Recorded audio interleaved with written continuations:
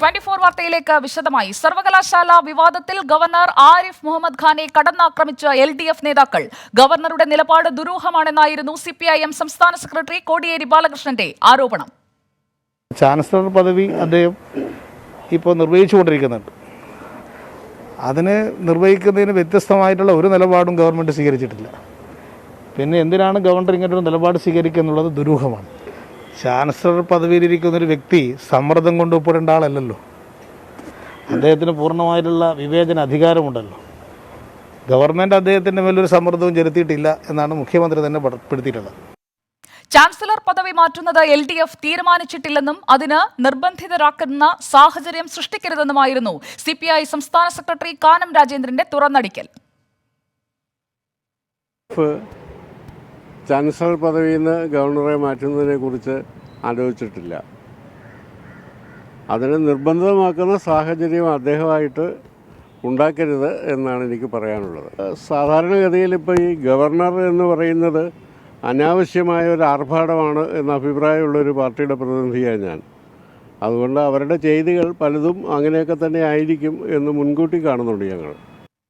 സർവകലാശാലകളിലെ നിയമനങ്ങളിൽ judicial അന്വേഷണം വേണമെന്ന് പ്രതിപക്ഷ നേതാവ് VD സതീശനും BJP സംസ്ഥാന അധ്യക്ഷൻ K സുരേന്ദ്രനും ആവശ്യപ്പെട്ടു. സർവകലാശാലകളുടെ ഭരണപരമായ കാര്യങ്ങളിലും അക്കാഡമിക് ആയിട്ടുള്ള കാര്യങ്ങളിലും നിരന്തരമായി CPM ഇടപെടുകയാണ്. എല്ലാ സ്ഥലത്തും CPM ഇടപെടുകയാണ്. ഞങ്ങൾ ഗവർണറെയും വിമർശിച്ചാണ്. ഗവർണർ ചെയ്ത തെറ്റായ നിയമവിരുദ്ധമായ ഒരു കാര്യത്തിൽ ഗവർണറെ ഒപ്പിട്ട് കൊടുക്കാൻ പാടില്ലായിരുന്നു. ഇപ്പോൾ ആരോപണ വിധേയമായ എല്ലാ നിയമനങ്ങളും റദ്ദാക്കി ഈ യൂണിവേഴ്സിറ്റികളിൽ നടക്കുന്ന മുഴുവൻ കാര്യങ്ങളെക്കുറിച്ചും ജുഡീഷ്യൽ അന്വേഷണം നടത്തണമെന്നാണ് ഞങ്ങളുടെ നിലപാട്. ഞങ്ങൾ സമരവുമായി UDFും കോൺഗ്രസ് പാർട്ടിയും ഇതുമായി രംഗത്തിറങ്ങാൻ പോവാണ്. ഇപ്പോൾ CPI നേതാവ് കാനം രാജേന്ദ്രൻ പറഞ്ഞിരിക്കുന്നത് ചാൻസലർ പദവിയും തങ്ങൾ തന്നെ ഏറ്റെടുക്കുന്നതാണ്. മുഖ്യമന്ത്രിക്കും അതേ അഭിപ്രായം തന്നെയാണോ?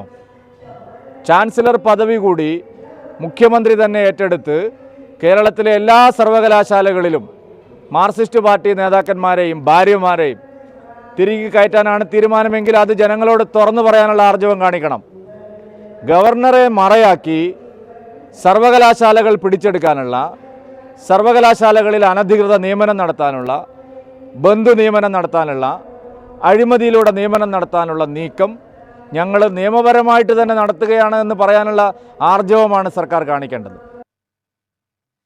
വിവരങ്ങളുമായി തിരുവനന്തപുരത്ത് നിന്ന് തനേഷ് തമ്പി നമുക്കൊപ്പം തത്സമയം എത്തുന്നു. Good afternoon Thanesh Thampi.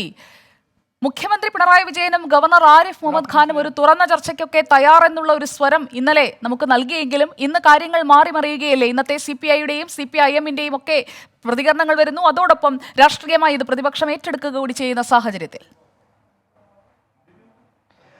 സുജയ, കഴിഞ്ഞ ദിവസം ഗവർണർ നൽകിയ കത്തും അതിനെ തുടർന്ന് അദ്ദേഹം നടത്തിയ പരസ്യ പ്രതികരണവും അതിന് മുഖ്യമന്ത്രി നൽകിയ മറുപടിയും അത് ഒരു രാഷ്ട്രീയ വിവാദമായി വളരുന്നു എന്നുള്ളതാണ് ഇന്നത്തെ പ്രതികരണങ്ങൾ സൂചിപ്പിക്കുന്നത്. പക്ഷേ സർക്കാർ ഒരു തുറന്ന പോരിലേക്ക് പോകുന്നത് ആഗ്രഹിക്കുന്നില്ല. ഗവർണറും തിരിച്ച് അങ്ങനെ തന്നെയാണ്. എൻ്റെ സർക്കാരിനെതിരെ ഞാൻ നിലപാടെടുക്കില്ല എന്നുള്ളതാണ് ഗവർണർ വ്യക്തമാക്കിയിട്ടുള്ളത്. പക്ഷേ പറയാനുള്ള കാര്യങ്ങൾ ഇരു കൂട്ടരും പറഞ്ഞിട്ടുണ്ട്. മുഖ്യമന്ത്രിയും ഗവർണറും അതിൻ്റെ ഭരണപരമായ കാര്യങ്ങളിൽ തങ്ങളുടെ അവകാശ അധികാരങ്ങൾ വെച്ചുകൊണ്ടുള്ള ചെയ്ത കാര്യങ്ങളും തങ്ങൾക്ക് നിഷേധിക്കപ്പെട്ട അവകാശങ്ങളെ സംബന്ധിച്ചുമൊക്കെ വ്യക്തമാക്കിയിട്ടുള്ളതാണ്. പക്ഷേ അതിനും അപ്പുറത്തേക്ക് ഉന്നയിക്കപ്പെട്ടിട്ടുള്ള ആരോപണങ്ങളിൽ രാഷ്ട്രീയമായിട്ടുള്ള ആരോപണ പ്രത്യാരോപണങ്ങൾ കനക്കുന്നു എന്നുള്ളത് തന്നെയാണ് ഇന്നത്തെ ദിവസത്തിൻ്റെ പ്രത്യേകത. രാവിലെ ജനയുഗം ദിനപത്രത്തിൽ CPI മുഖപത്രം കൂടിയായ ജനയുഗം ദിനപത്രത്തിൻ്റെ മുഖപ്രസംഗത്തിലൂടെയാണ് ആദ്യ ആരോപണ ശരം ഗവർണർക്കെതിരെ വന്നത്. വളരെ രൂക്ഷമായ വിമർശനങ്ങൾ ഗവർണർക്കെതിരെ ഉന്നയിച്ചു. പല സംസ്ഥാനങ്ങളിലും ഗവർണർമാർ BJPയുടെ കളിപ്പാവകളായി മാറുന്ന സാഹചര്യമുണ്ട്.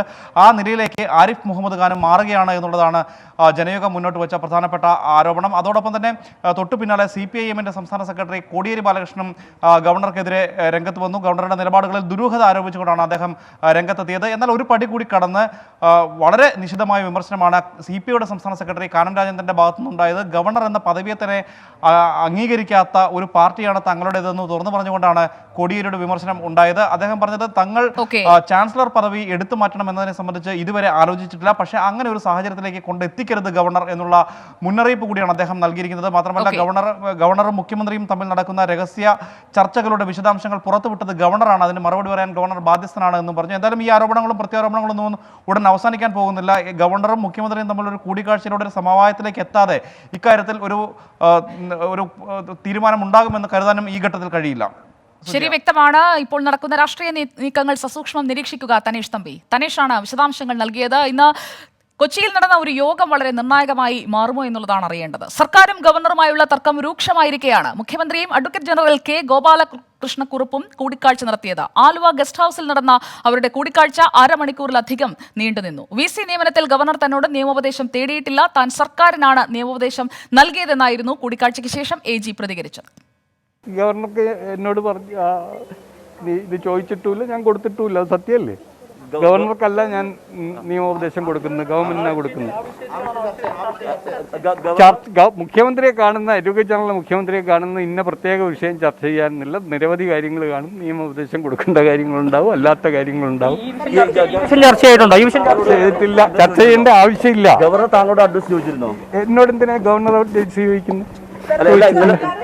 അങ്ങനെ ഒരു പതിവില്ലല്ലോ. കൊച്ചിയിൽ നിന്ന് അബ്ദുൾ റഹീം നൽകും ഈ കൂടിക്കാഴ്ചയുടെ കൂടുതൽ വിവരങ്ങൾ. അബ്ദുൾ റഹീം, good afternoon.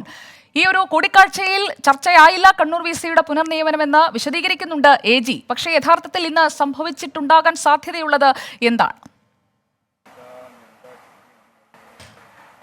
Sujaya, Kannur VC നിയമനവുമായി ബന്ധപ്പെട്ട് കഴിഞ്ഞ കുറച്ച് ദിവസങ്ങളായി സർക്കാരും ഗവർണറും ഒരു പോർമുഖത്തേക്ക് പോകുന്ന കാഴ്ചയാണ് നമ്മൾ കാണുന്നത്. ഇതിനിടയിലാണ് ഇന്ന് മുഖ്യമന്ത്രിയും AGയും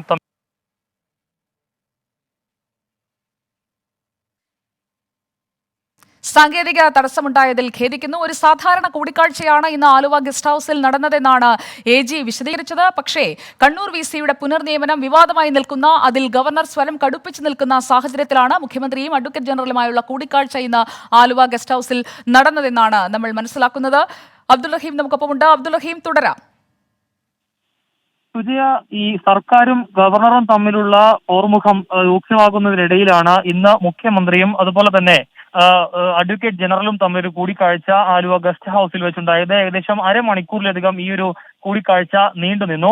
മുഖ്യമന്ത്രിയുമായി അതായത് ഈ ചർച്ചയ്ക്ക് ശേഷം മുഖ്യമന്ത്രി അഡ്വക്കേറ്റ് ജനറലുമായി സംസാരിച്ചപ്പോൾ അദ്ദേഹം പറഞ്ഞത് ഈ ഗവർണറുമായി ബന്ധപ്പെട്ടുള്ള വിഷയം മുഖ്യമന്ത്രിയുമായി ഇന്നത്തെ ചർച്ചയ്ക്ക് വന്നിട്ടില്ല എന്നുള്ളതായിരുന്നു. സാധാരണഗതിയിൽ മറ്റു പല കാര്യങ്ങളും മുഖ്യമന്ത്രിയുമായി സംസാരിക്കേണ്ടതുണ്ട്, ഇതുമായി ബന്ധപ്പെട്ടുള്ള നിയമോപദേശങ്ങൾ നൽകേണ്ടതുണ്ട്. ഈ കാര്യങ്ങൾക്കാണ് ഇന്ന് മുഖ്യമന്ത്രിയുമായി ഒരു കൂടിക്കാഴ്ച നടത്തിയെന്നുള്ളതായിരുന്നു അദ്ദേഹത്തിന്റെ പ്രതികരണം. ഗവർണർക്ക് നിയമോപദേശം നൽകാൻ താനാണല്ല, ഗവർണർക്ക് താൻ നിയമോപദേശം നൽകേണ്ട കാര്യവുമില്ല, സർക്കാരിനാണ് താൻ നിയമോപദേശം നൽകേണ്ടത് എന്നൊരു പ്രതികരണം കൂടി അദ്ദേഹത്തിന്റെ ഭാഗത്ത് നിന്ന് ഉണ്ടാവുകയും ചെയ്തു. ഏതായാലും നിലവിൽ നമുക്ക് ലഭിക്കുന്ന വിവരം അനുസരിച്ച് ഈ VC നിയമനവുമായി ബന്ധപ്പെട്ട് ഗവർണറും സർക്കാരും തമ്മിലുള്ള ഈ ഒരു വിവാദമായ ഈ സംഭവം ഈ നിലവിൽ ചർച്ചയായിട്ടുണ്ടെന്നുള്ളതാണ് നമുക്ക് ലഭ്യമാകുന്ന വിവരം. ഏതായാലും അരമണിക്കൂറിലധികം നീണ്ടുനിന്ന കൂടിക്കാഴ്ചയ്ക്ക് ശേഷം AG മടങ്ങി. നിലവിൽ ഇവിടെ ഇപ്പോൾ മുഖ്യമന്ത്രി ആലുവയിൽ തന്നെ തുടരുകയും ചെയ്യുകയാണ്. ശരി, അബ്ദുൾ റഹീമാണ് വിവരങ്ങൾ നൽകിയത് കൊച്ചിയിൽ നിന്ന്.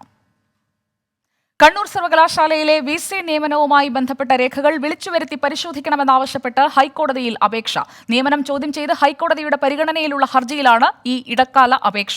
നിയമന രേഖകൾ വിളിച്ചുവരുത്തി പരിശോധിക്കണമെന്നാണ് ഡോക്ടർ പ്രേമചന്ദ്രൻ കീഴോത്ത് സമർപ്പിച്ച അപേക്ഷയിലെ ആവശ്യം. നിയമനവുമായി ബന്ധപ്പെട്ട് ഗവർണറും സർക്കാരും പരസ്പരം കൈമാറിയ രേഖകളും കത്തുകളും വിളിച്ചുവരുത്തി പരിശോധിക്കണമെന്നും ആവശ്യമുണ്ട്.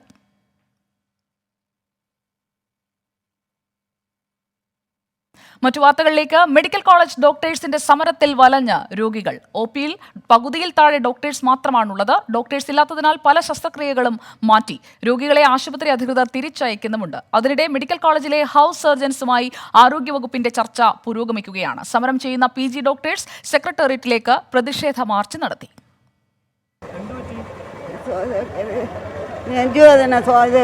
കോളേജ് കാണിക്കാൻ വന്ന് കാട്ടു നോക്കേണ്ടത് ഇവിടെ വന്നപ്പോഴാണ് അറിയണം.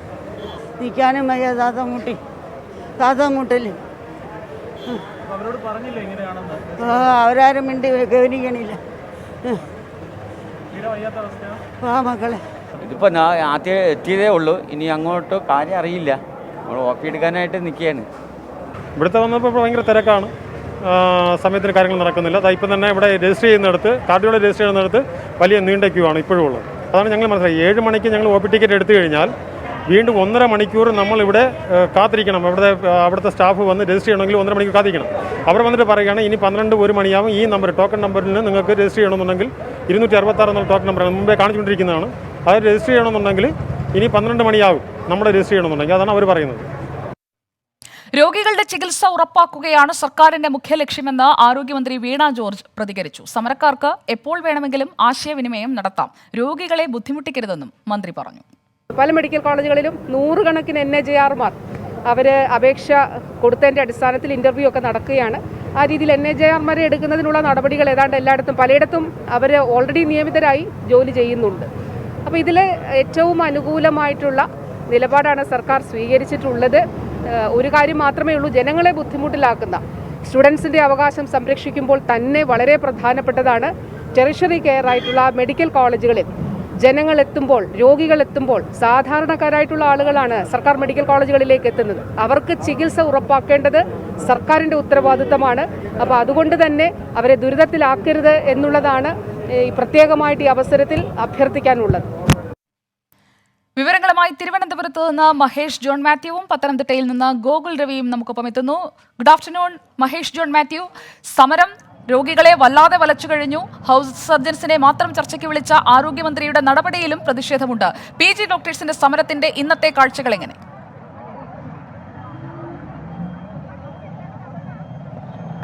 സുജയ, വലിയ രീതിയിലുള്ള പ്രതിഷേധത്തിലേക്ക് PG ഡോക്ടേഴ്സ് കടന്നു കഴിഞ്ഞു എന്നുള്ളതാണ് ഏറ്റവും പ്രധാനപ്പെട്ട കാര്യം. 13 ദിവസം നീണ്ടുനിന്ന സമരത്തിനൊടുവിൽ സെക്രട്ടേറിയറ്റിന് മുന്നിലേക്ക് ഒരു പ്രതിഷേധ പ്രകടനവുമായി PG ഡോക്ടേഴ്സ് എത്തി. ഏകദേശം 600ഓളം വരുന്ന PG ഡോക്ടേഴ്സാണ് ഈ പ്രതിഷേധത്തിൽ പങ്കെടുത്തത്. സംസ്ഥാനത്തെ വിവിധ മെഡിക്കൽ കോളേജുകളിലുള്ള ഡോക്ടർമാർ ഈ പ്രതിഷേധത്തിന്റെ ഭാഗമായി നേരത്തെ തന്നെ വിവിധ ഡോക്ടർമാരുടെ സംഘടനകൾ ഈ സമരവുമായി ബന്ധപ്പെട്ട ഐക്യദാർഢ്യം പ്രഖ്യാപിച്ചിരുന്നു. അതിന് പിന്നാലെ വലിയ രീതിയിലുള്ള ബുദ്ധിമുട്ട് മെഡിക്കൽ കോളേജുകളിലടക്കം ഈ രോഗികൾക്ക് നേരിടേണ്ടി വരുന്ന ഒരു സാഹചര്യമുണ്ട്. എന്നാൽ നിലവിലെ അവസ്ഥയിൽ കൂടുതൽ ഡോക്ടർമാർ ഈ OPയിലേക്ക് കടന്ന് ഈ പ്രശ്നങ്ങൾ പരിഹരിക്കാൻ ഇടപെടൽ നടത്തിയെന്നാണ് നിലവിൽ മനസ്സിലാക്കാനാവുന്നത്. എന്തായാലും വലിയ രീതിയിലുള്ള പ്രതിഷേധമാണ് ഈ ഘട്ടത്തിലും ഈ PG വിദ്യാർത്ഥികളുടെ ഭാഗത്തു നിന്നും വരുന്നത്. എന്നാൽ സർക്കാർ ഇതുവരെയും ഒരു ചർച്ചയ്ക്ക് വിളിച്ചിട്ടില്ല എന്നുള്ള പ്രതിഷേധം ഈ ഘട്ടത്തിൽ ഇവർ മുന്നോട്ട് വെക്കുന്നുണ്ട്. എന്തായാലും ഇവരുടെ തുടർ നീക്കങ്ങൾ എന്താണെന്നുള്ള കാര്യം സ്വാഭാവികമായി നമുക്ക് അറിയേണ്ടതുണ്ട്. എങ്ങനെയാണ് ഇനി സർക്കാർ ചർച്ചയ്ക്ക് വിളിച്ചിട്ടില്ല, എന്താണ് തുടർ നടപടി? പ്രതിഷേധമായിട്ട് തന്നെ പോവുകയാണോ? അതെ, ഞങ്ങൾ പ്രതിഷേധമായിട്ട് തന്നെയാണ് മുന്നോട്ട് പോകാൻ തീരുമാനിച്ചിരിക്കുന്നത്. ഇന്ന് 13 ദിവസം തികയുന്ന ഈ ഒരു ദിവസം ഞങ്ങളുടെ എല്ലാവരുടെയും ഒത്തൊരുമയാണ് ഇവിടെ നിങ്ങൾക്ക് കാണാൻ സാധിക്കുന്നത്. ഇതൊരു വിഭാഗം ഡോക്ടേഴ്സിൻ്റെ പ്രകടനമല്ല നിങ്ങൾ കണ്ടത്. കേരളത്തിലെ അങ്ങറ്റം മുതൽ ഇങ്ങറ്റം വരെയുള്ള എല്ലാ മെഡിക്കൽ കോളേജുകളിലെയും വിദ്യാർത്ഥികളുടെയും, അതായത് PG വിദ്യാർത്ഥികളുടെയും ഹൗസ് സർജന്മാരുടെയും മറ്റ് വിദ്യാർത്ഥി സംഘടനകളുടെയും വലിയൊരു പ്രതിഷേധമാണ് നമ്മളിവിടെ കണ്ടത്. ഞങ്ങൾ ഉന്നയിക്കുന്ന ആവശ്യങ്ങൾ വെറും അത് നീതിയാണ് എന്ന് തന്നെ ബോധിപ്പിക്കുന്ന രീതിയിലുള്ള ഒരു വലിയൊരു പ്രതിഷേധമാണ് ഇന്ന് ഞങ്ങൾക്ക് ഇവിടെ കാണിക്കാൻ സാധിച്ചത്. സമരം ഞങ്ങൾ തുടരും. സർക്കാരിന്റെ ഭാഗത്തു നിന്ന് അനുനയ നീക്കങ്ങൾ ഉണ്ടാകുന്നതുവരെ ഞങ്ങൾ ഈ സമരം മുന്നോട്ട് കൊണ്ടുപോകാനാണ്. മഹേഷ്, നാളെ രാവിലെ 8 മണി വരെ തുടരുന്ന സൂചനാ പണിമുടക്കുമായി മുന്നോട്ട് പോകുമെന്നുള്ള ഹൗസ് സർജൻസ് അസോസിയേഷന്റെ പ്രതികരണം വരുന്നുണ്ട്. മന്ത്രിയുമായുള്ള ചർച്ചയാണോ നടന്നത്, അതോ വകുപ്പിലെ ഉദ്യോഗസ്ഥർ മാത്രമാണോ ഈ ചർച്ചയിൽ പങ്കെടുത്തത്?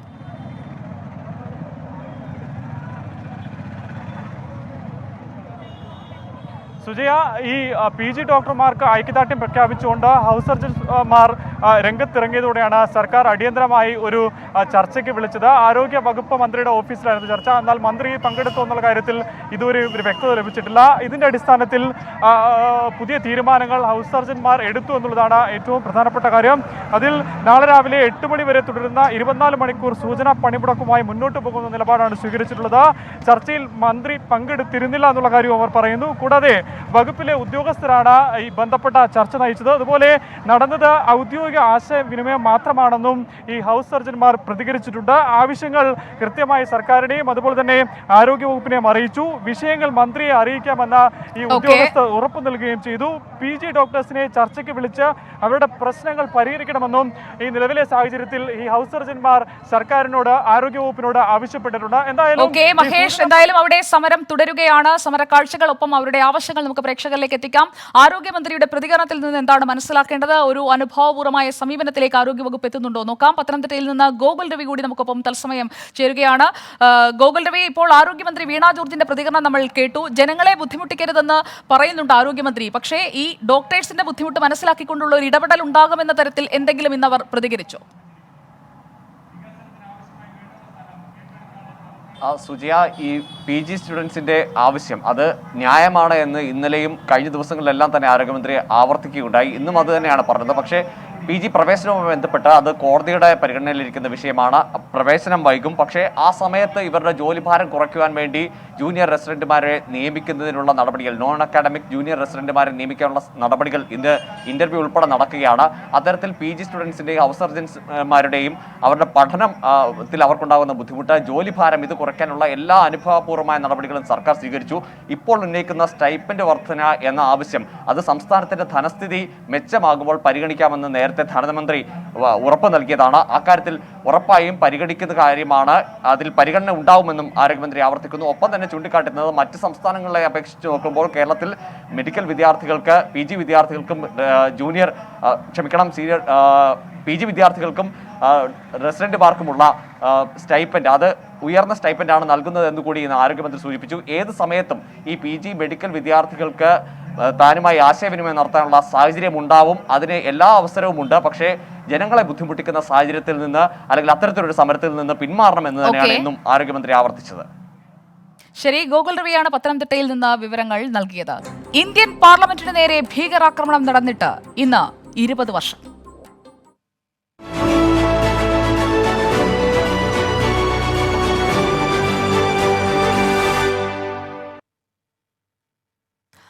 ഭാരതത്തിന്റെ അഖണ്ഡതയെയും പരമാധികാരത്തെയും ചോദ്യം ചെയ്യുകയായിരുന്നു പാകിസ്ഥാൻ പിന്തുണയോടെ ആക്രമണം നടത്തിയ ഭീകരരുടെ ലക്ഷ്യം. സുരക്ഷാ ഭടന്മാർ ഉൾപ്പെടെ 9 പേരാണ് വീരമൃത്യു വരിച്ചത്. 5 ഭീകരരെ പ്രത്യാക്രമണത്തിൽ സേന വധിക്കുകയും ചെയ്തു. 20 വർഷമായിരിക്കുന്നു ആ നടുക്കുന്ന ഓർമ്മയ്ക്ക്. ആ ഓർമ്മപ്പെടുത്തലിലേക്കാണ് നമ്മൾ ഇനി കടക്കുന്നത്. 2001 ഡിസംബർ 13. ഇന്നും ഞെട്ടലോടെ അന്ന് സംഭവിച്ചതിനെക്കുറിച്ച് നമുക്ക് പറയാനാകൂ. സമയം രാവിലെ 11:40. ജനാധിപത്യത്തിന്റെ ശ്രീകോവിലിനെ ഭീകരർ ലക്ഷ്യമിട്ട ദിനം, സമയം. രാജ്യസഭയിലെയും ലോക്സഭയിലെയും നടപടിക്രമങ്ങൾ നിർത്തിവെച്ച വേളയായിരുന്നു അത്. സായുധരായ 5 തീവ്രവാദികൾ ആഭ്യന്തര മന്ത്രാലയത്തിന്റെ സ്റ്റിക്കർ പതിച്ച കാറിൽ പാർലമെന്റ് മന്ദിരത്തിലേക്ക് കയറി ആക്രമണം നടത്തുകയായിരുന്നു. ആക്രമണം നടക്കുമ്പോൾ ആ സമയത്ത് പാർലമെന്റിനുള്ളിലും പുറത്തുമൊക്കെ ആളുകൾ ഉണ്ടായിരുന്നു. പാർലമെന്റിലെ ഇരുസഭകളും നിർത്തിവെച്ച സമയവുമായിരുന്നു. അന്ന് ആഭ്യന്തരമന്ത്രിയായിരുന്ന LK അദ്വാനി, അദ്ദേഹം അടക്കമുള്ള മന്ത്രിമാർ പാർലമെന്റിലുണ്ടായിരുന്നു. ഭീകരർ പാർലമെന്റിന് നേർക്കും വെടിയുതിർത്തു. പക്ഷേ ഉപരാഷ്ട്രപതിയുടെ സുരക്ഷാ ഭടന്മാരും പാർലമെന്റിലെ സുരക്ഷാ ഉദ്യോഗസ്ഥരും അത് ചെറുത്തുനിന്നു. ഏറ്റുമുട്ടലിൽ 5 തീവ്രവാദികളും 5 പോലീസുകാരുമാണ് കൊല്ലപ്പെട്ടത്. 18 പേർക്ക് പരിക്കേറ്റു. സുരക്ഷാ ഉദ്യോഗസ്ഥരും ഭീകരരും തമ്മിൽ ഏറ്റുമുട്ടൽ നടന്നതിനെക്കുറിച്ച് ഞാൻ സൂചിപ്പിച്ചു. ഏറ്റുമുട്ടിയത് 30 മിനിറ്റിലധികം നേരമാണ്. ഭീകരർക്ക് പാർലമെന്റ് മന്ദിരത്തിൽ കടക്കാൻ കഴിഞ്ഞില്ല. AK-47 തോക്കുകളും ഗ്രനേഡ് ലോഞ്ചറുകളും പിസ്റ്റളുകളും ഒക്കെയാണ് ഈ ഭീകരർ കൈവശം കൊണ്ടുവന്നത്. പാകിസ്ഥാന്റെ പിന്തുണയോടുകൂടി തന്നെ നടന്ന ആക്രമണമായിരുന്നു ഇത് എന്ന് നമ്മൾ പറയാനുള്ള കാരണവും ഇതുതന്നെയാണ്. 30 മിനിറ്റിലധികം നീണ്ട ആ ഏറ്റുമുട്ടലിൽ നമുക്ക് വിലപ്പെട്ട ജീവനുകൾ നഷ്ടമായി. 11:40 മുതൽ 12:20 വരെയുള്ള ആ സമയം അത് നമുക്ക് ഞെട്ടലോടുകൂടി മാത്രമേ ഓർക്കാൻ കഴിയൂ. 5 ഭീകരരെയാണ് പാർലമെന്റിന് പുറത്തുവച്ച് അപ്പോൾ തന്നെ വധിക്കാൻ നമുക്ക് കഴിഞ്ഞത്. ഭീകരർക്ക് പാർലമെന്റ് മന്ദിരത്തിലേക്ക് കടക്കാൻ കഴിഞ്ഞതേയില്ല. 5 ഡൽഹി പോലീസ് ഉദ്യോഗസ്ഥരെ നമുക്ക് ഈ ആക്രമണത്തിൽ നഷ്ടപ്പെട്ടു. അതുപോലെ തന്നെ പാർലമെന്റിന്റെ വാച്ച് ആൻഡ് വാർഡ് സ്റ്റാഫായിരുന്ന 2 പേരെയും നമുക്ക് ഈ ആക്രമണത്തിൽ നഷ്ടപ്പെട്ടു. അറസ്റ്റിലായവരെ കുറിച്ച് കൂടി നമുക്ക് പറഞ്ഞു പോകാം. മുഹമ്മദ് അഫ്സൽ ഗുരു, SAR ഗിലാനി, അഫ്സാൻ ഗുരു, ഷൗക്കത്ത് ഹുസൈൻ ഗുരു എന്നിവരാണ് അറസ്റ്റിലായത്. ആക്രമണത്തിന്റെ മുഖ്യ സൂത്രധാരനെ കുറിച്ച് നമുക്കറിയാം. അഫ്സൽ ഗുരുവിനെ ഡൽഹി പോലീസ് ജമ്മു കശ്മീരിൽ നിന്നാണ് അറസ്റ്റ് ചെയ്തത്. ഇപ്പോൾ ഈ ആക്രമണത്തിന് പിന്നിൽ പ്രവർത്തിച്ചവരുടെ ദൃശ്യങ്ങളും നമുക്ക് വിശദമായി തന്നെ പ്രേക്ഷകർക്ക് കാണാം. മുഹമ്മദ് അഫ്സൽ ഗുരുവും SAR ഗിലാനിയും അടക്കമുള്ള ഇവർ ചുക്കാൻ പിടിച്ച ഒരു ആക്രമണമാണ് നടന്നത്. ഇവരെ കുറിച്ചുകൂടി നമുക്ക് പറയാതെ പോകാൻ കഴിയില്ല. അഫ്സാൻ ഗുരുവും ഭർത്താവ് ഷൗക്കത്ത് ഹുസൈൻ ഗുരുവും, അഫ്സാൻ ഗുരുവിന്റെ ചിത്രങ്ങൾ ലഭ്യമല്ല, അതുകൊണ്ടാണ് നമ്മളത് കൊടുക്കാത്തത്. ഷൗക്കത്ത് ഹുസൈൻ ഗുരുവിനെയും ഈ കേസിൽ അറസ്റ്റ് ചെയ്തു. ലഷ്കർ ഇ തൊയ്ബയും ജെയ്ഷെ മുഹമ്മദും ഭീകര സംഘടനകളായിരുന്നു ഈ ആക്രമണം ആസൂത്രണം ചെയ്തത്. മുഖ്യ സൂത്രധാരനായ അഫ്സൽ ഗുരുവിനെ ജമ്മു കശ്മീരിൽ നിന്നാണ് ഡൽഹി പോലീസ് അറസ്റ്റ് ചെയ്തത്. പിന്നീട് ഈ കുറ്റവിമുക്തരാക്കിക്കൊണ്ട് വെറുതെ വിടുന്ന ഒരു സമയമാണ് നമ്മൾ കാണുന്നത്. SAR ഗിലാനിയെയും അഫ്സാൻ ഗുരുവിനെയുമാണ് കുറ്റവിമുക്തനെന്ന് കണ്ട് കോടതി വെറുതെ വിട്ടത്. ഷൌക്കത്ത് ഹുസൈൻ ഗുരുവിനെ വധശിക്ഷയ്ക്ക് വിധിച്ചെങ്കിലും പിന്നീട് നൽകിയ അപ്പീലിൽ അത് 10 വർഷം കഠിന തടവാക്കി ലഘൂകരിച്ചു. 1 വർഷവും 3 ദിവസവും വിചാരണ നടത്തിയ കോടതിയിൽ ജഡ്ജി SN ദിംഗ്ര നടത്തിയ വിധി പ്രസ്താവന കുറ്റം തെളിഞ്ഞതിനെ തുടർന്ന് 2002 ഡിസംബർ 18 ഡൽഹി കോടതി അഫ്സൽ ഗുരുവിന്റെ വധശിക്ഷ വിധിക്കുന്നത്. പിന്നീട് 2003 ഒക്ടോബർ 29 ഡൽഹി ഹൈക്കോടതി ഈ വധശിക്ഷ ശരിവെച്ചു. അതിനെതിരെ അഫ്സൽ ഗുരു സുപ്രീം കോടതിയിൽ അപ്പീൽ നൽകി. 2005 ഓഗസ്റ്റ് 4 അഫ്സൽ ഗുരുവിന്റെ അപ്പീൽ തള്ളിയ സുപ്രീം കോടതി വധശിക്ഷ ശരിവെക്കുകയായിരുന്നു. അഫ്സൽ ഗുരുവിനെതിരെ സാഹചര്യ തെളിവുകൾ മാത്രമാണുള്ളതെന്ന് കോടതിയെന്ന് നിരീക്ഷിച്ചതും ഏറെ ചർച്ചയായതാണ്. 2006 ഒക്ടോബർ 20 തീഹാർ ജയിലിൽ വെച്ച് ശിക്ഷ നടപ്പാക്കാൻ ഉത്തരവിടുന്നു. അന്ന് തന്നെ അഫ്സൽ ഗുരുവിന്റെ ഭാര്യ നൽകിയ ദയാഹർജി പരിഗണിച്ച് വധശിക്ഷയ്ക്കുള്ള തീരുമാനം റദ്ദ് ചെയ്തു. 2011 ഓഗസ്റ്റ് 4 ദയാഹർജി ആഭ്യന്തര മന്ത്രാലയം രാഷ്ട്രപതിയുടെ പരിഗണനയ്ക്ക് വിട്ടത്. തുടർന്ന് 2013 ജനുവരി 21 ആഭ്യന്തര മന്ത്രാലയം വധശിക്ഷ നടപ്പാക്കണമെന്ന ശുപാർശ രാഷ്ട്രപതിക്ക് അയച്ചു. 2013 ജനുവരി 26 രാഷ്ട്രപതി പ്രണബ് മുഖർജി ആഭ്യന്തര മന്ത്രാലയത്തിന്റെ ഈ ശുപാർശ സ്വീകരിച്ചുകൊണ്ട് ഫെബ്രുവരി 3 ദയാഹർജി തള്ളി. 2013 ഫെബ്രുവരി 4 ആഭ്യന്തരമന്ത്രി സുശീൽ കുമാർ ഷിൻഡെ വധശിക്ഷയ്ക്കുള്ള ഉത്തരവിൽ ഒപ്പുവെക്കുന്നു. 2013 ഫെബ്രുവരി 9 അഫ്സൽ ഗുരുവിനെ തിഹാർ ജയിലിൽ വെച്ച് തൂക്കിലേറ്റുകയും ചെയ്യുന്നു. ഇതാണ് ആ നടുക്കുന്ന ഓർമ്മയെക്കുറിച്ച് നമുക്ക് പങ്കുവയ്ക്കാനുള്ള അന്നത്തെ നാൾവഴി. പാർലമെന്റ് ആക്രമണത്തിന്റെ 20ാം വാർഷിക ദിനത്തിൽ ഓർമ്മ പുതുക്കി ധീര രക്തസാക്ഷികൾക്ക് സേനാംഗങ്ങൾ ആദരാഞ്ജലി അർപ്പിച്ചു. അതോടൊപ്പം തന്നെ ഇരു സഭകളും ആദരാഞ്ജലി അർപ്പിച്ചു. ലോക്സഭയും രാജ്യസഭയും വീരമൃത്യു വരിച്ച അംഗങ്ങളോടുള്ള ആദരമായി 1 മിനിറ്റ് മൗനമാചരിച്ചു. ജനാധിപത്യത്തെ വെല്ലുവിളിക്കാൻ ഭീകരവാദം അശക്തമാണെന്ന് അനുശോചന സന്ദേശത്തിൽ സ്പീക്കർ ഓം ബിർള വ്യക്തമാക്കി. ആർ രാധാകൃഷ്ണൻ തയ്യാറാക്കിയ റിപ്പോർട്ടിലേക്ക്. ഇന്ത്യയുടെ പാർലമെന്റ് ഭീകരരാൽ ആക്രമിക്കപ്പെട്ടിട്ട് ഇന്നേക്ക് 20 വർഷം തികയുകയാണ്. ഈ ദിവസം വീരമൃത്യു വരിച്ച സുരക്ഷാ സൈനികരെ ഓർക്കാനായിരുന്നു പാർലമെന്റിന്റെ ഇരുസഭകളും പ്രാധാന്യം നൽകിയത്. സഭ സമ്മേളിക്കുന്നതിന് മുമ്പ് തന്നെ എല്ലാ സുരക്ഷാ സൈനികരുടെയും വീരമൃത്യു വരിച്ച എല്ലാ സുരക്ഷാ സൈനികരുടെയും ഛായാചിത്രത്തിൽ അംഗങ്ങൾ പുഷ്പങ്ങൾ അർപ്പിച്ചു. കേന്ദ്രമന്ത്രിമാർ ഉൾപ്പെടെയുള്ള അംഗങ്ങളാണ് പുഷ്പങ്ങൾ അർപ്പിച്ചത്. അതിനുശേഷം സഭ സമ്മേളിച്ചപ്പോൾ ആമുഖമായിട്ട് തന്നെ വിഷയം ഇരു സഭകളുടെയും ചെയർ ശ്രദ്ധയിൽപ്പെടുത്തി. സ്പീക്കർ ലോക്സഭയിൽ പറഞ്ഞതനുസരിച്ച് ഒരു സാഹചര്യത്തിലും ഭീകരവാദത്തിന് ജനാധിപത്യത്തെ വെല്ലുവിളിക്കാൻ സാധിക്കില്ല. ജനാധിപത്യത്തെ വെല്ലുവിളിക്കാൻ ശ്രമിക്കുന്ന ഭീകരവാദത്തെ ചെറുത്തു തോൽപ്പിക്കുക തന്നെ ചെയ്യും എന്നാണ് അദ്ദേഹം വ്യക്തമാക്കിയത്. അതിന് പാർലമെന്റ് ഒറ്റക്കെട്ടായും രാജ്യം ഒരുമിച്ചും നിൽക്കുമെന്നും അദ്ദേഹം പ്രത്യാശ പ്രകടിപ്പിച്ചു. രാജ്യസഭയും സമാനമായിട്ടുള്ള ആശയമാണ് പങ്കുവച്ചത്. എല്ലാ അംഗങ്ങളും അന്തരിച്ച വീരമൃത്യു വരിച്ച അംഗങ്ങളുടെ ഓർമ്മയ്ക്ക് മുന്നിൽ 1 നിമിഷം മൗനം ആചരിച്ചതോടുകൂടിയാണ് ഇതുമായി ബന്ധപ്പെട്ട ചടങ്ങുകൾ പര്യവസാനിച്ചത്. സർക്കാർ ഈ 20ാം വാർഷികം ആഘോഷിക്കുന്ന ഈ സാഹചര്യത്തിൽ ഒരു വിധത്തിലുള്ള വിട്ടുവീഴ്ചയും സുരക്ഷയുടെ കാര്യത്തിൽ രാജ്യതലസ്ഥാനത്ത് ഉണ്ടാകില്ല. പാർലമെന്റിൽ കൂടുതൽ സുരക്ഷാ സംവിധാനങ്ങൾ ഏർപ്പെടുത്തി എന്നതടക്കമുള്ള വിശദീകരണങ്ങളും ഇന്ന് വ്യക്തമാക്കി. ആർ രാധാകൃഷ്ണൻ തയ്യാറാക്കിയ റിപ്പോർട്ടാണ് നമ്മൾ കണ്ടത്. പാർലമെന്റ് ആക്രമണം നടന്ന 20 വർഷം പിന്നിടുമ്പോൾ രാജ്യത്തിന്റെ പ്രതിരോധ മേഖലയിലും സുരക്ഷാ ക്രമീകരണങ്ങളിലും ശക്തമായ മാറ്റങ്ങൾ കൊണ്ടുവരാൻ സാധിച്ചിട്ടുണ്ടെന്ന് കേന്ദ്ര പാർലമെന്ററി കാര്യ സഹമന്ത്രി വി മുരളീധരൻ. ഭീകരപ്രവർത്തനങ്ങൾക്കെതിരെ വിട്ടുവീഴ്ചയില്ലാത്ത നിലപാട് ഇന്ത്യ തുടരുമെന്നും വി മുരളീധരൻ 24 പറഞ്ഞു. ഇത്രയും കാലം നമ്മൾ മുന്നോട്ട് വരുമ്പോഴും ഇന്ത്യയുടെ ചരിത്രത്തിൽ ആ ഒരു ഭീകരാക്രമണം ഒരു കറുത്തേടായി തന്നെ നിലനിൽക്കുന്നു. ആ സംഭവത്തിന് ശേഷം 20 വർഷം പിന്നിടുമ്പോൾ ഇന്ത്യ ഭീകരപ്രവർത്തനങ്ങൾക്കെതിരെ കൈക്കൊണ്ട നിലപാടുകളുണ്ട്, നമ്മുടെ പ്രതിരോധ പ്രവർത്തനങ്ങളടക്കമുണ്ട്. ആ കാര്യങ്ങളിൽ നമുക്ക് ആ പ്രവർത്തനങ്ങളെ എങ്ങനെ വിലയിരുത്താം? ശത്രു രാജ്യങ്ങൾ നടത്തിയ, അവരുടെ പ്രേരണയിൽ നടത്തിയ ആക്രമണം, ആ ആക്രമണം നമ്മുടെ നാട്ടിലെ ജനാധിപത്യത്തിനെയും നാടിൻ്റെ സുരക്ഷയെയും സംരക്ഷിക്കാനായിട്ട് ജാഗ്രതയോടെ പ്രവർത്തിക്കാൻ ജനങ്ങളെ പ്രേരിപ്പിക്കുന്ന ഒരു കാര്യമാണ്, ജനങ്ങളെ ഓർമ്മിപ്പിക്കുന്ന കാര്യമാണ്. ഇന്നും ഇത്തരത്തിലുള്ള ശ്രമങ്ങൾ പരിപൂർണമായും അവസാനിച്ചിട്ടില്ല എന്നുള്ളതും നമ്മൾ തിരിച്ചറിയേണ്ടതുണ്ട്. ഒരുപക്ഷേ ഇത്തരത്തിലുള്ള ആക്രമണങ്ങൾ പാർലമെൻറ്റിന് നേരെ നടന്നില്ലെങ്കിലും കേരളം ഉൾപ്പെടെയുള്ള സംസ്ഥാനങ്ങളിൽ ഭീകരവാദികൾ സജീവമായിട്ട് ഇന്നും ജനങ്ങളെ തെറ്റിദ്ധരിപ്പിക്കാനും വിഘടനവാദം വളർത്താനും ഒക്കെയുള്ള ശ്രമങ്ങൾ നടത്തുന്നുണ്ട്. അത്തരത്തിലുള്ള വിഘടനവാദ ശ്രമങ്ങളെ, അതുപോലെയുള്ള ഭീകരവാദ പ്രസ്ഥാനങ്ങളെ, ആ പ്രസ്ഥാനങ്ങളെ ഒറ്റപ്പെടുത്താനും നാട്ടിൽ സമാധാനവും ജനാധിപത്യവും നിലനിർത്താൻ വേണ്ടിയിട്ടുള്ള ശ്രമങ്ങൾ, ആ ശ്രമങ്ങൾക്ക് ശക്തി പകരാനും നമുക്ക് ഓരോരുത്തർക്കും നമ്മളെ വീണ്ടും ഒരിക്കൽ കൂടി ഓർമ്മിപ്പിക്കുന്ന ഒരു ദിവസമായിട്ടാണ് ഡിസംബർ 13 ഞാൻ കാണുന്നത്. നമ്മുടെ ജനാധിപത്യത്തിൻ്റെ ശ്രീകോവിലിൻ്റെ സംരക്ഷണത്തിന് വേണ്ടിയിട്ട് ജീവൻ വെടിഞ്ഞ 9 നമ്മുടെ ധീര ജവാന്മാരും അതുപോലെ പാർലമെൻറ്റിലെ ജീവനക്കാരുമായിട്ടുള്ള 9 പേർ, അവരുടെ ബലിദാനം, ആ ബലിദാനത്തിൻ്റെ സാഹചര്യത്തിൽ അവർക്ക് ആദരാഞ്ജലികൾ അർപ്പിക്കാൻ കൂടിയിട്ടുള്ള ഒരു സാഹചര്യമാണെന്നുള്ളതാണ് എനിക്ക് പറയാനുള്ളത്. തിരുവനന്തപുരത്ത് നിന്ന് ക്യാമറാമാൻ മനീഷിനൊപ്പം വിനീത VG 24. വളരെ പ്രധാനപ്പെട്ട ഒരു വാർത്തയിലേക്കാണ് 24 വാർത്ത ഇനി കടക്കുന്നത്. സഹകരണ സൊസൈറ്റികളെ ബാങ്ക് എന്ന് ഉപയോഗിക്കാനാകില്ലെന്ന് കേന്ദ്ര സർക്കാർ. ബാങ്കിംഗ് പ്രകാരമുള്ള ലൈസൻസ് ഇല്ലെന്ന് കേന്ദ്ര ധനമന്ത്രി നിർമ്മല സീതാരാമൻ പറഞ്ഞു. ബാങ്കിംഗ് ഇടപാടുകൾക്ക് റിസർവ് ബാങ്കിന്റെ അംഗീകാരമില്ല.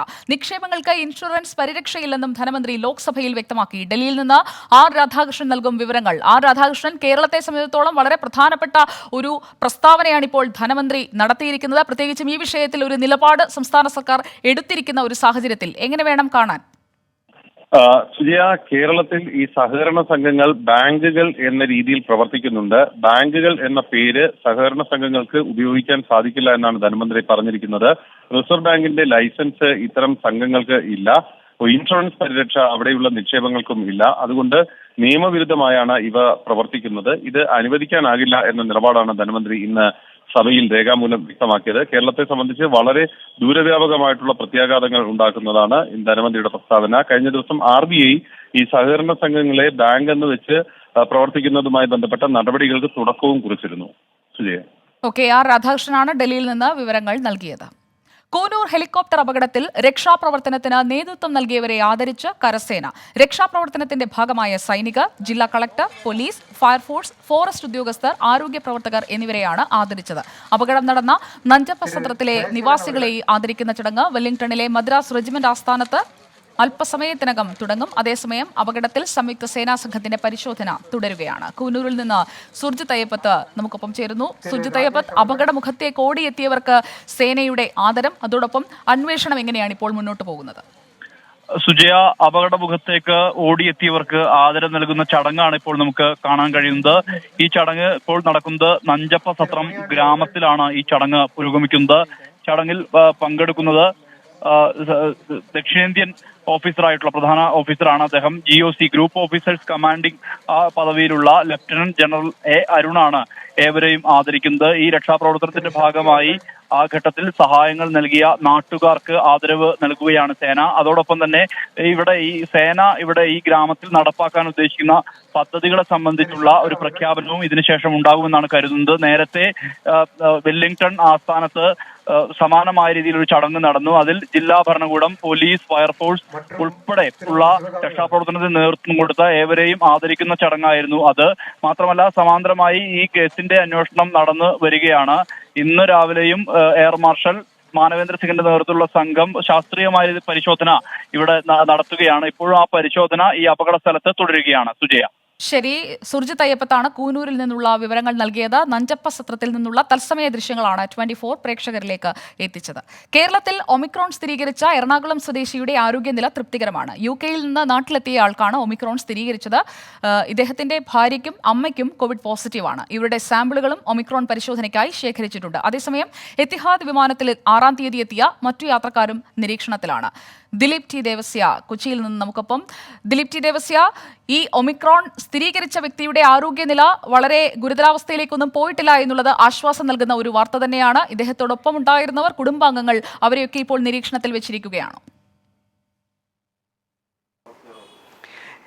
കേരളത്തിൽ ആദ്യമായി ഒമിക്രോൺ സ്ഥിരീകരിച്ച എറണാകുളം സ്വദേശിയുടെ ആരോഗ്യനില തൃപ്തികരം. ഇദ്ദേഹത്തിൻ്റെ ഭാര്യയും മാതാവും കോവിഡ് പോസിറ്റീവാണ്. ഇവരുടെ സാമ്പിളുകളും ഒമിക്രോൺ പരിശോധനയ്ക്കായി ശേഖരിച്ചിട്ടുണ്ട്. ഇദ്ദേഹത്തിൻ്റെ ഭാര്യ, മാതാവ് നിലവിൽ നിരീക്ഷണത്തിലാണ്. കൂടാതെ ഇദ്ദേഹം 6-ാം തീയതി ആയിരുന്നു UK-യിൽ നിന്ന് കേരളത്തിലെത്തിയത്. എത്തിഹാദ് വിമാനത്തിൽ 26 മുതൽ 32 വരെ സീറ്റുകളിൽ ഇരുന്ന് യാത്ര ചെയ്ത ആൾക്കാരെ ഹൈ റിസ്ക് കോൺടാക്റ്റിൽ ഉൾപ്പെടുത്തിയിട്ടുണ്ട്. ഇവരോട് ഇന്ന് കോവിഡ് പരിശോധനയ്ക്കായി എത്താൻ ആരോഗ്യവകുപ്പ് അറിയിച്ചിട്ടുണ്ട്. മാത്രമല്ല ഗുരുതരമായ മറ്റൊരു വിഷയം, ഇന്ന് എറണാകുളം കൊച്ചി എയർപോർട്ടിൽ എത്തിയ വിദേശത്തു നിന്ന് എത്തിയ 4 പേർക്ക് കോവിഡ് പോസിറ്റീവ് ആയിട്ടുണ്ട്. ഇവരുടെ സാമ്പിളുകളും ഒമിക്രോൺ പരിശോധനയ്ക്കായി അയക്കുന്നുണ്ട്. അതോടുകൂടി കേരളത്തിലെ എല്ലാ വിമാനത്താവളങ്ങളിലും വിദേശത്തു നിന്ന് എത്തുന്നവരുടെ പരിശോധന കർശനമാക്കിയിട്ടുണ്ട്. ഈ സാഹചര്യത്തിൽ ആശങ്കപ്പെടേണ്ടതില്ല എന്ന് തന്നെയാണ് ആരോഗ്യവൃത്തം അറിയിക്കുന്നത്. നേരത്തെ എത്തിയ ഒമിക്രോൺ പോസിറ്റീവായ ആളുമായി സമ്പർക്കത്തിലായവരോട് ആരോഗ്യവകുപ്പുമായി ബന്ധപ്പെടാൻ അറിയിച്ചിട്ടുണ്ട്. അത്തരം ആരെങ്കിലും ഉണ്ടെങ്കിൽ ഉടൻ തന്നെ ആരോഗ്യവകുപ്പുമായി ബന്ധപ്പെടുക, നിരീക്ഷണത്തിലാകുക എന്ന് തന്നെയാണ് അറിയിച്ചിരിക്കുന്നത്. ശരി, ദിലീപ് ടി ദേവസ്യയാണ് വിവരങ്ങൾ നൽകിയത് കൊച്ചിയിൽ നിന്ന്. സംസ്ഥാനത്ത് 100ാമത്തെ ഔട്ട്ലെറ്റുമായി മൈജി. 16 വർഷം കൊണ്ടാണ് മൈജി ഗ്രൂപ്പ് നേട്ടം കൈവരിച്ചത്. 500 കോടിയോളം രൂപ കേരളത്തിൽ പുതുതായി നിക്ഷേപിക്കുമെന്ന് ചെയർമാനും മാനേജിംഗ് ഡയറക്ടറുമായ AK ഷാജി പറഞ്ഞു. മൈജിക്ക് ആശംസകൾ നേരുന്നുവെന്ന് ബ്രാൻഡ് അംബാസിഡർമാരിൽ ഒരാളായ നടി മഞ്ജു വാര്യർ പ്രതികരിച്ചു.